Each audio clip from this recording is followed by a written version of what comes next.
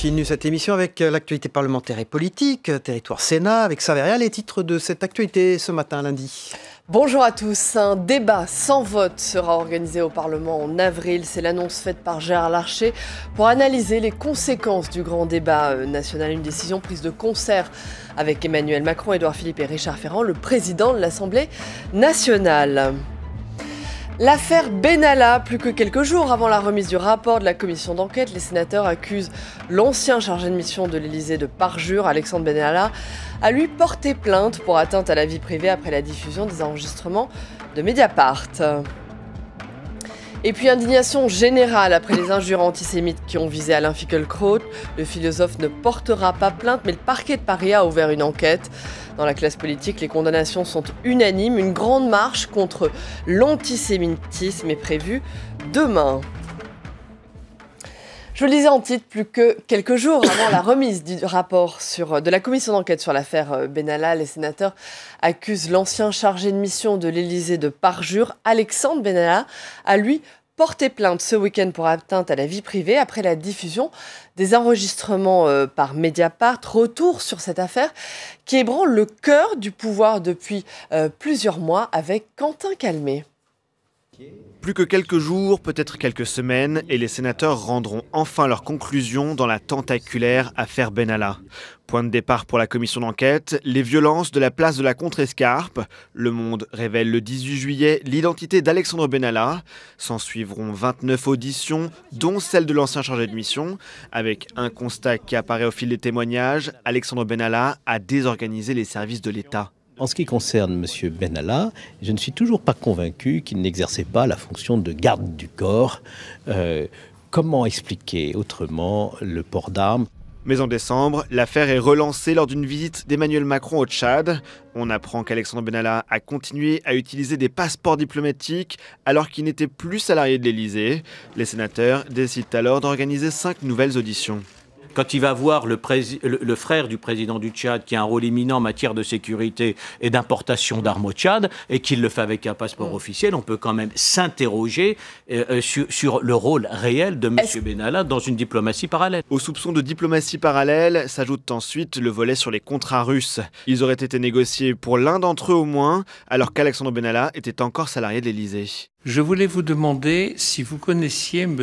Iskander Makhmudov. Je ne connais pas cette personne, mis à part à travers la presse, je ne l'ai jamais rencontré. Une réponse prononcée alors qu'Alexandre Benalla était sous serment. De nombreux sénateurs le suspectent alors d'avoir commis un parjure. Il nous a menti. En tout cas, la commission en décidera. Mais manifestement, il nous a menti, et sûrement pas qu'une seule fois. Donc on va prospecter en la matière. Si nous sommes intimement convaincus qu'il y a eu mensonge, en tout cas ça c'est mon intime conviction personnelle, nous devons demander à la justice de sanctionner M. Benalla. Sur tous ces volets de l'affaire Benalla, les conclusions des sénateurs sont donc très attendues. Un débat sans vote sera organisé au Parlement en avril. C'est l'annonce faite par Gérard Larcher pour analyser les conséquences du grand débat national. Une décision prise de concert avec Emmanuel Macron, Édouard Philippe et Richard Ferrand, le président de l'Assemblée nationale. Je vous propose d'écouter Gérard Larcher. Nous avons convenu lundi midi avec Richard Ferrand et avec le président de la République et le Premier ministre qu'il nous semblait qu'il fallait utiliser les principes de la Constitution, notamment un débat sans vote, mais qui prenne le temps du débat pour qu'on puisse pas tirer toutes les conclusions, il sera sans doute encore trop tôt, mais qu'on puisse déjà analyser sur ce débat qui a lieu dans le pays, sur ce qui remonte, notamment au travers des témoignages dans les mairies. Et moi, personnellement, des milliers et des milliers de lettres, de mails le débat, certains étaient sceptiques. Moi, je pense qu'il faut le saisir. En même temps, il faut des conditions du débat qui soient objectives et transparentes. C'est ce que ont rappelé le garant et l'observateur hier. Et c'est un point sur lequel on est aussi attentif. Voilà, nous allons tenter de vous éclairer maintenant avec l'œil 2 dans un instant. avec un constitutionnaliste. Bonjour Dominique Rousseau, merci d'être sur ce plateau ce matin. Bonjour. Bonjour, on vient de l'entendre, Gérard Larcher annonce la tenue d'un débat au Parlement, un débat sans vote en avril. À quoi va servir ce débat ? Ce débat va servir à faire remonter des territoires, puisque le Sénat et l'Assemblée des collectivités locales, ou des territoires, comme on dit maintenant, que une des raisons des manifestations depuis 3 mois, c'est ce qu'on appelle la fracture territoriale, à tort ou à raison. Il est donc normal que le Sénat, qui est l'Assemblée des territoires, se saisisse de ces questions et fasse remonter les problèmes. Tout le monde veut un grand débat aujourd'hui. Tout le monde le critique, mais tout le monde veut un grand débat. Les Gilets jaunes font leur débat, le gouvernement fait son débat, l'Assemblée nationale aura un débat, le CESE a un débat. Il est normal que le Sénat, finalement, est un débat. Vendredi, Gérard Larcher a aussi rappelé l'importance du grand débat, mais il dit attendre des réponses concrètes en avril. On en revient toujours à ça. Comment Emmanuel Macron peut sortir, on va dire, par le haut de ce grand débat ? Quelle est l'issue ? Il en faut une. L'issue, d'abord, c'est de faire la synthèse de toutes ces revendications, de toutes ces demandes, de toutes ces doléances qui auront été exprimées lors de ces débats. Donc il y a tout un travail, je dirais, technique, de faire la synthèse de toutes ces propositions. Après, la question sera de savoir si on le soumet au référendum, premièrement. Deuxièmement, si c'est un référendum à questions multiples. Et troisièmement, quand est-ce qu'on fait ce référendum ? Avec les européennes, plus tard, etc. Je rappelle quand même qu'un certain nombre de réformes importantes ont été votées par le Parlement et pas par référendum à la suite d'une mobilisation de l'espace public, comme on dit, équivalente à celle à laquelle on assiste actuellement. Il n'y a pas eu besoin de référendum pour donner aux femmes le droit de disposer librement de leur corps. Il n'y a pas eu besoin de référendum pour le mariage pour tous. La traduction, elle doit se faire par le Parlement et pas par un référendum. Je pense que le référendum n'est pas le débouché, naturel, évident. Il y a beaucoup de réformes importantes en France, droit des femmes à disposer de leur corps, mariage. Je veux dire, il y a un risque référendum. Il y a un risque référendum parce que le référendum, si vous voulez, dans notre culture à nous, évidemment, il y a toujours l'exemple de la Suisse, mais dans notre culture à nous, le référendum tourne souvent au plébiscite. On oublie les questions et on répond à la personne. Dans le référendum de 1969, il y avait une réforme du Sénat et il y avait une réforme des collectivités locales. Bon, les Français ont dit non. Mais ils ont dit non à quoi ? À une réforme des collectivités locales ? À une réforme du Sénat ? Ou ils voulaient voir partir de Gaulle ? Vraisemblablement, ils voulaient voir partir de Gaulle. Donc, si vous voulez, le danger du référendum, c'est qu'on zappe les questions et qu'on fasse attention simplement à la personne qui Néanmoins, Dominique Rousseau, cela semble la solution vers laquelle semble se diriger. Le chef de l'État, Emmanuel Macron, serait de plus en plus tenté par ce référendum, organisé, attention, non pas couplé avec les élections européennes, mais en juin et peut-être même en septembre. Est-ce que ces délais vous paraissent possibles et souhaitables ? Non seulement possible, mais un référendum au mois d'avril, c'est un référendum à l'arrache.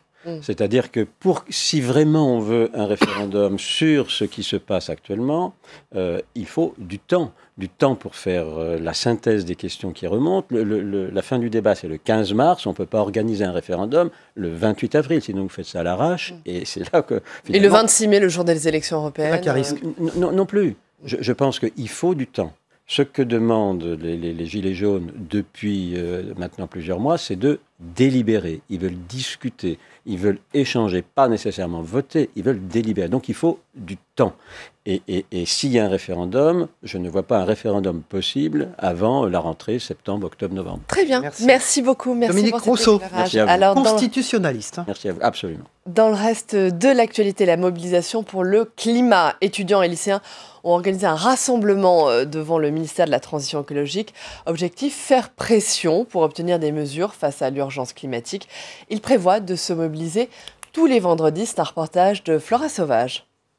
Ils entrent en résistance. Parti de Suède l'été dernier, le mouvement des jeunes pour le climat gagne la France. Et 1, et 2, et 3 degrés. Solène a 19 ans. Elle dénonce l'inaction du gouvernement dans la lutte contre le dérèglement climatique. On demande à ce que les politiques prennent des décisions pour améliorer la condition sur Terre et qu'on n'arrive pas à plus 5 degrés et que la planète devienne invivable.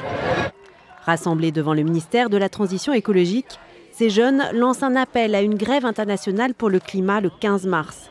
À l'image des élèves belges, suisses et australiens, ils ont décidé de sécher les cours tous les vendredis pour alerter les dirigeants sur l'urgence climatique. Le rapport du GIEC est sorti en début d'année et niveau décideur, ça bouge absolument pas, bien au contraire. Et si on veut limiter une hausse à 2 degrés, il faut qu'on aille extrêmement vite. Et donc on est tous descendus dans la rue avec le mot d'ordre suivant. Pourquoi est-ce qu'on irait étudier si on n'a pas d'avenir ? Et donc c'est ce qui justifie ma présence ici. Marie a 23 ans. L'environnement est au cœur de ses préoccupations. C'est important de m'engager pour le climat parce que j'ai l'impression que le pouvoir d'achat, la sécurité, toutes ces questions-là, je comprends très bien qu'il y ait des gens qui soient engagés là-dessus. Mais pour moi, c'est à relativement court terme. Alors que le climat, pour moi, c'est un engagement sur le long terme. En fait, j'ai l'impression qu'il y a beaucoup de gens qui ne se rendent pas compte qu'on peut subir un effondrement économique, écologique dans 20, 30, 40, 50 ans. Face à la mobilisation des étudiants et des lycéens, la secrétaire d'État Brune Poirson a tenté d'ouvrir un dialogue sans succès. Prochain rendez-vous, vendredi prochain. La poursuite de Territoire Sénat, troisième partie de notre émission. Dans un instant, l'interview politique, le face-à-face. À tout de suite. Bonjour André Gattolin. Bonjour. Merci d'être présent. Vous êtes évidemment sénateur des Hauts-de-Seine et vous appartenez à La République En Marche. Absolument. Bonjour André Gattolin. Avant de commenter avec vous tous les sujets d'actualité, j'aimerais tout d'abord vous entendre sur l'agression antisémite dont a été victime Alain Finkielkraut. Est-ce que vous serez demain à la grande marche contre l'antisémitisme organisée à laquelle s'associent tous les partis politiques ? Alors, je vais tâcher d'y être, mais il se trouve que j'ai un débat sur l'Europe de longue date prévu à Paris avec Jean Arthuis sur comment réenchanter l'Europe par la culture. Et donc, je ne vais pas abandonner la centaine de personnes qui vont être là, mais je suis évidemment de tout cœur avec les manifestations, même si les manifestations de regret ou de dénonciation de ces faits odieux n'est pas suffisant, bien évidemment. Qu'est-ce qu'il faut faire ? Mais je crois qu'on est entré dans une période totalement nauséabonde et il faut dire que ces propos ne sont pas seulement antisémites ou haineux, ils sont anti-républicains.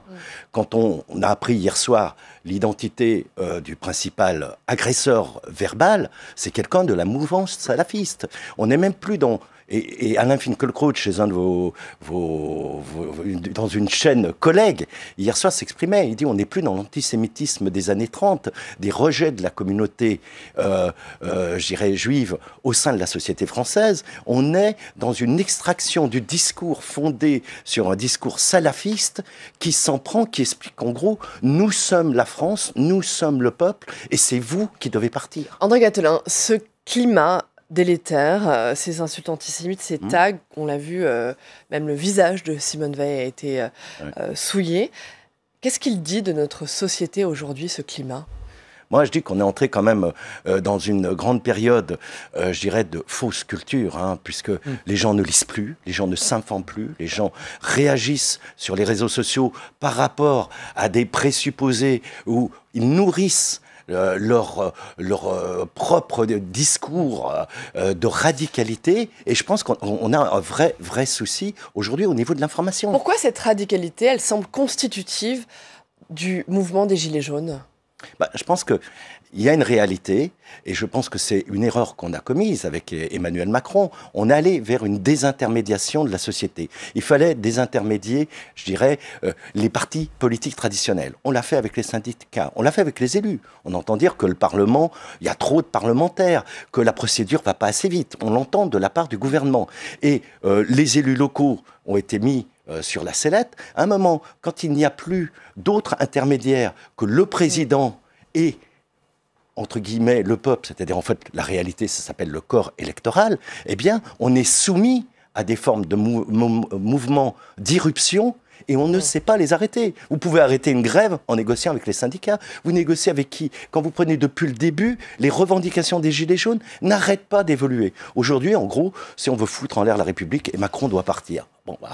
Je trouve que comme proposition de fond, c'est pas terrible. C'est pas tout à fait le cas, mais dans le reste de l'actualité, André Gattolin, le grand débat national, Gérard Larcher a annoncé, on l'a vu, un débat au Parlement sans vote en avril. On voit qu'Emmanuel Macron cherche toujours la sortie à cette crise des Gilets jaunes.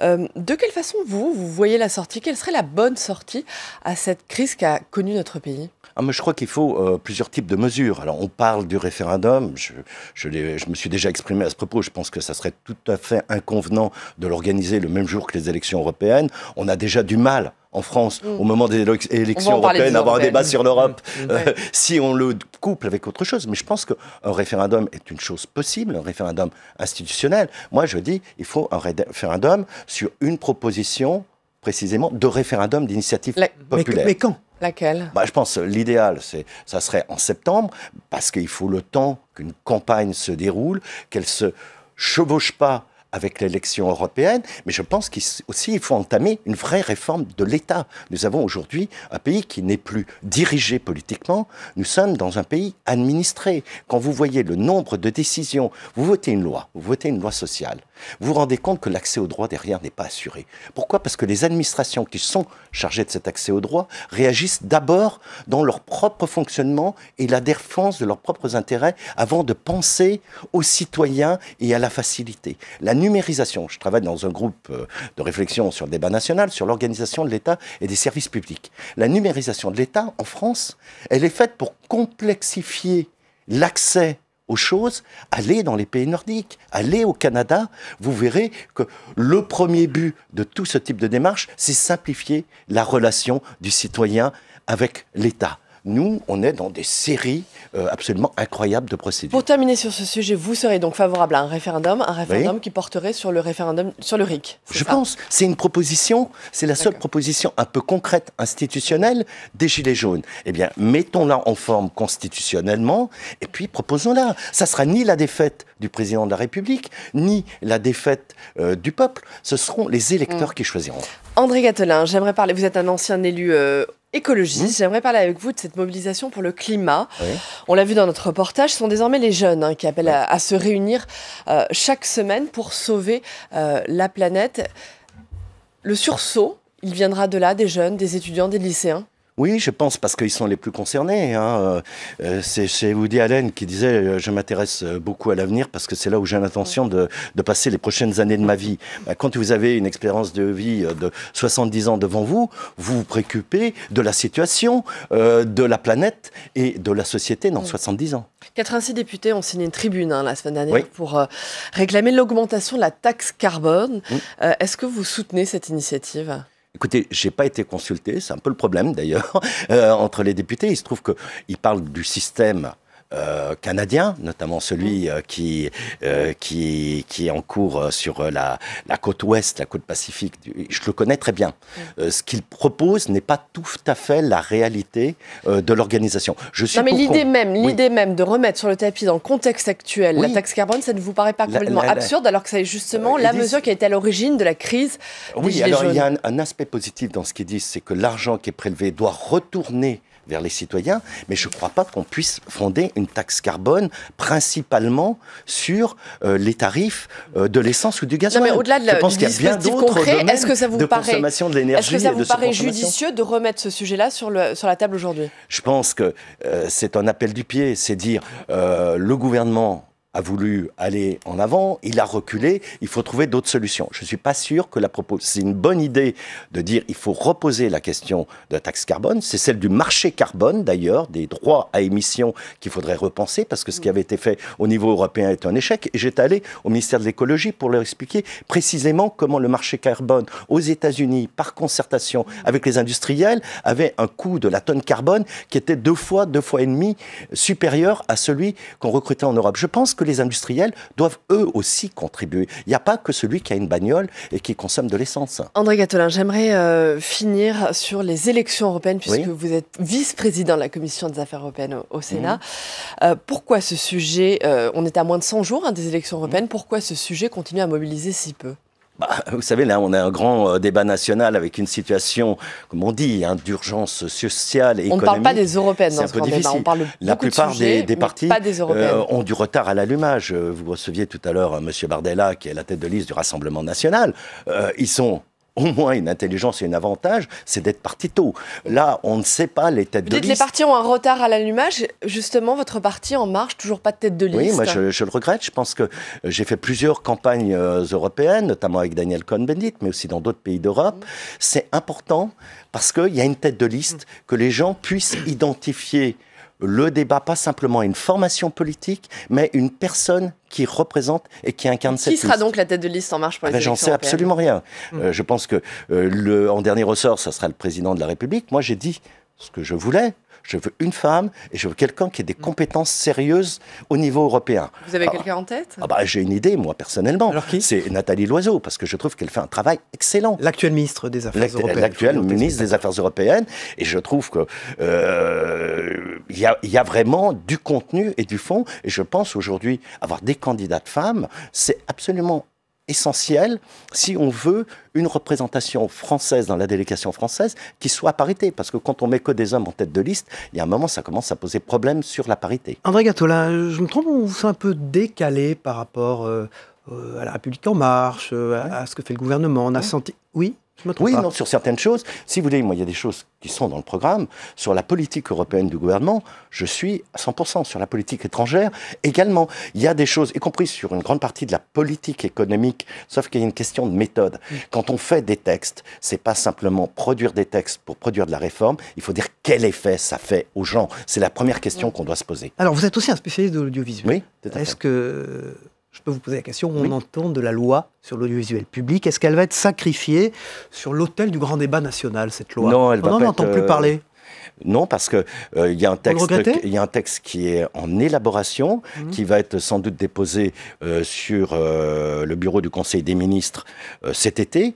En juillet. Ça devait être au printemps, et puis maintenant c'est cet été, c'est décalé. Il faut dire qu'on a eu aussi des changements ministériels.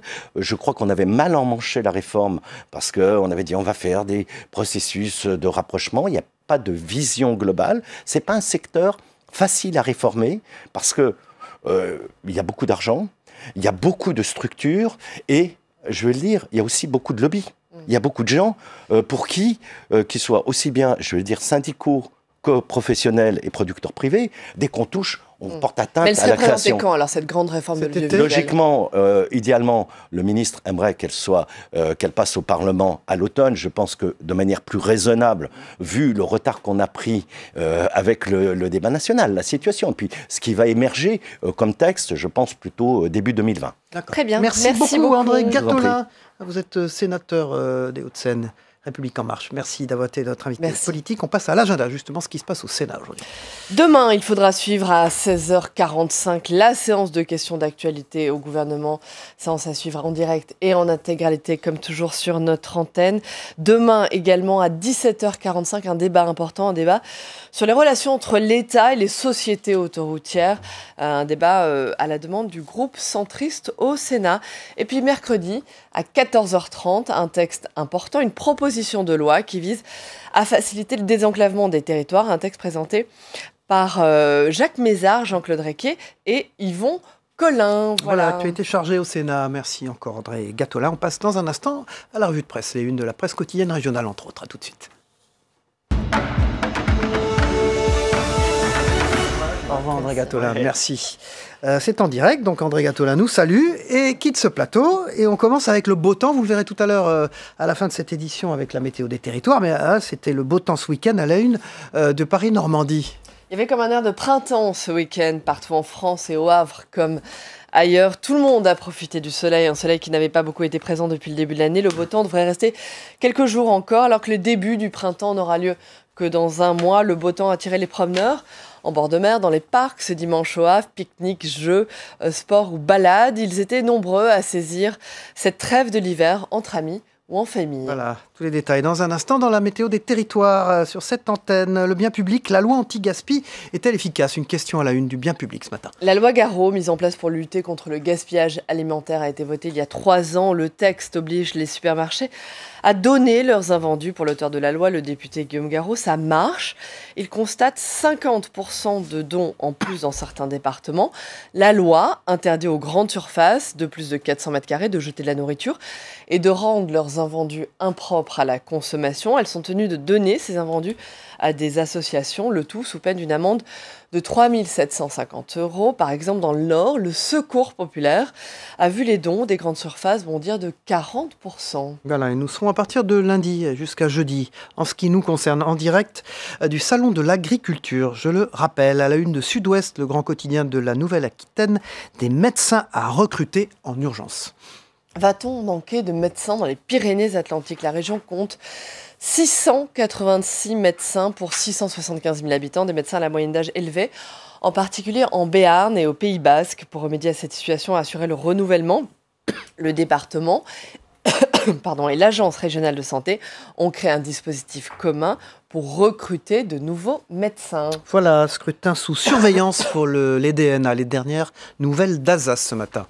Oui, on termine avec les élections européennes, un scrutin sur surveillance, alors que le risque d'une cyberattaque est important. Pourquoi ? Les élections vont se dérouler dans plusieurs pays, 27 pays. Elles vont se dérouler sur plusieurs jours, ce qui multiplie les risques d'attaque.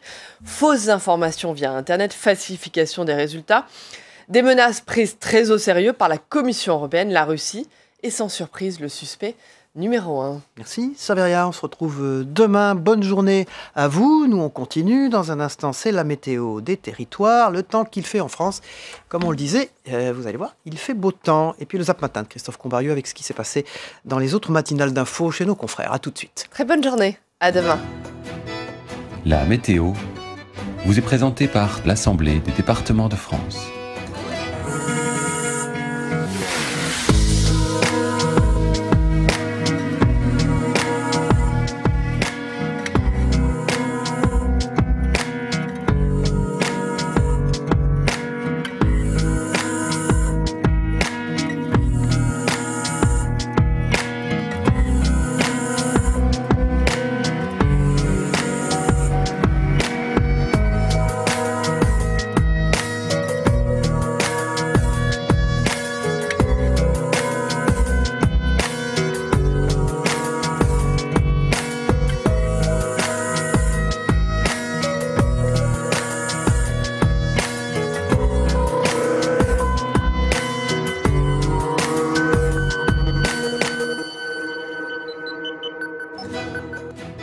C'était la météo avec l'Assemblée des départements de France. Nous sommes le peuple! Nous sommes le peuple! Si des policiers ne s'étaient pas interposés et n'avaient pas fait une sorte de cordon pour les empêcher de quitter le défilé et de s'engouffrer dans la rue Campagne Première, je pense que certains d'entre eux voulaient me casser la gueule. C'était une violence, malgré tout, pogromiste. Les réactions d'indignation se sont multipliées, à commencer par celle d'Emmanuel Macron. Les injures antisémites dont il a fait l'objet sont la négation absolue de ce que nous sommes et de ce qui fait de nous une grande nation. Nous ne les tolérerons pas. À l'intérieur de ces cortèges, de manière minoritaire, à nouveau, vous avez des éléments d'extrême gauche ou d'extrême droite qui font preuve d'un antisémitisme crasse, qui l'expriment par hier des insultes. Il s'est trouvé confronté à des militants d'extrême gauche et même à l'islamo-gauchisme et qui se sont comportés de la seule manière en réalité qu'ils connaissent, c'est-à-dire par l'insulte, par la violence, par l'intimidation. Il y a les personnes qui ont été identifiées hier et qui seront interpellées et qui seront déférées devant les tribunaux pour je l'espère, voir recevoir des sévères condamnations, mais en tout cas, tout ça ne doit pas évidemment passer, tout ça doit faire l'objet d'une réprobation générale. Il n'a pas porté plainte, lui. Est-ce que vous comprenez sa décision ? Je peux comprendre sa décision, en tout cas je la respecte. La question n'est pas là.